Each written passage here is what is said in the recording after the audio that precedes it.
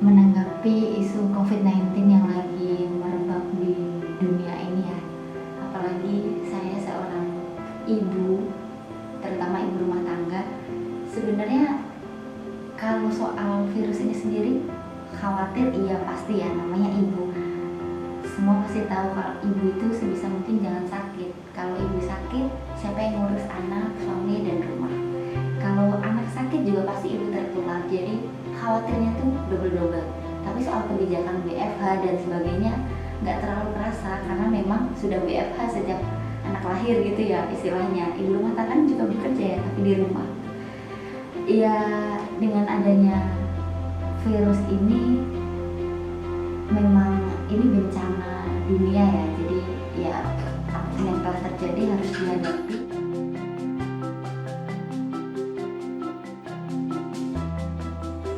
Bagi saya, isu ini adalah ancaman global di mana lebih bahkan 100 negara di dunia telah terjangkit dan statusnya menjadi penyakit endemik. Nah, oleh karena itu saya memikirkan bahwa isu ini harus menjadi concern bagi kita, bukan hanya pemerintah, melainkan juga masyarakat. Hari ini kita sudah melihat banyak sekali himbauan yang sudah diajukan oleh pemerintah maupun ulama untuk menangani isu ini. Nah, oleh karena itu saya memikirkan bahwa isu ini harus menjadi concern bagi kita. Isu ini harus bisa kita siasati. Salah satunya adalah himbauan tentang social distancing dan juga work from home. Yang sedikit karena memang dari awal sudah di rumah gitu, sejak anak lahir udah work from home gitu ya. Nama ibu rumah tangga kan juga kerja tapi di rumah gitu.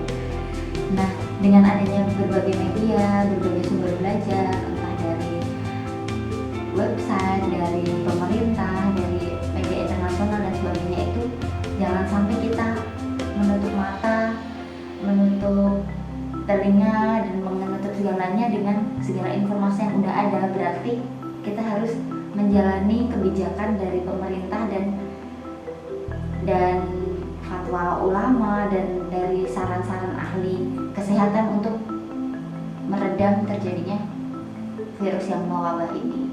Ya intinya kita semua harus menjaga diri dan keluarga dengan menaati peraturan yang telah dibuat untuk kita.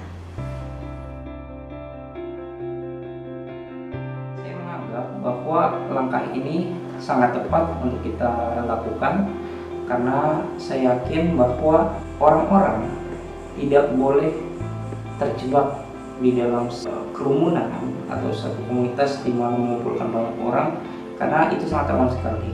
Nah, saya meyakini bahwa cara untuk WFH dan juga untuk social distancing itu menjadi salah satu hal yang perlu kita lakukan dalam rangka untuk menghindari penyebaran COVID-19. Yang paling penting sudah disampaikan di mana-mana ya, menjaga kebersihan dan kesehatan diri dan keluarga, terutama ibu, anak, dan ayah ya. Jadi sering-sering cuci tangan sebelum makan, setelah dari toilet, sebelum memegang muka sesering mungkin dengan air dan sabun, air mengalir dan sabun selama 20-40 detik. Terus ketika keluar rumah memakai, kalau sehat sih nggak pakai masker sebenarnya nggak apa-apa, tapi jaga-jaga pakai masker lebih baik. Kemudian kalau sakit nggak usah keluar dulu, dan sebisa mungkin keluar kalau penting banget untuk belanja, cari makan, atau hal yang nggak bisa dilakukan ketika di dalam rumah kayak gitu. Dan selalu mengingatkan anak serta suami, intinya mengingatkan anggota keluarganya untuk mengikuti perintah social distancing ini agar mempercepat virus ini musnah. Seperti itu sih, itu yang bisa dilakukan.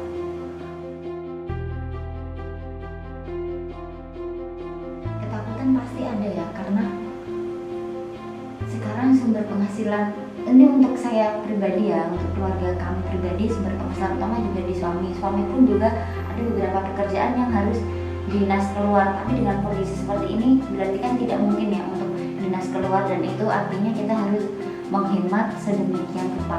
Tapi ini nggak seberapa dengan efek yang dirasakan oleh orang-orang yang bekerja di luar rumah, pedagang-pedagang kaki lima, orang-orang ojek online dan sebagainya yang merasakan dampak luar biasa dari kasus ini. Ketakutan pasti ada, tapi ya karena ini musibah bersama dihadapi.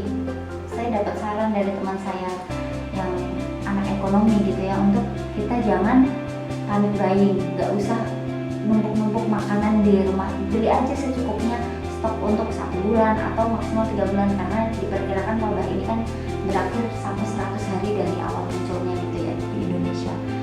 Jadi ya nggak usah panik buying, nggak usah ngambil uang cash banyak, tetap berhemat sebisa mungkin dan dihadapi apapun yang akan terjadi. Toh dulu orang tua kita yang juga pernah mengalami krismon. Ya intinya itu sih, jangan membuat apa yang terjadi ini semakin parah dengan perilaku kita gitu yang panik buying.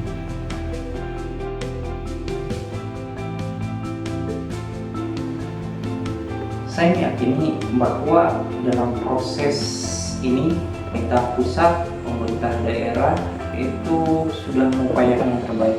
Namun di sini saya harus menyoroti bahwa koordinasi atau komunikasi antara pusat dan daerah menjadi kunci suksesnya proses untuk mengatasi penyebaran virus corona.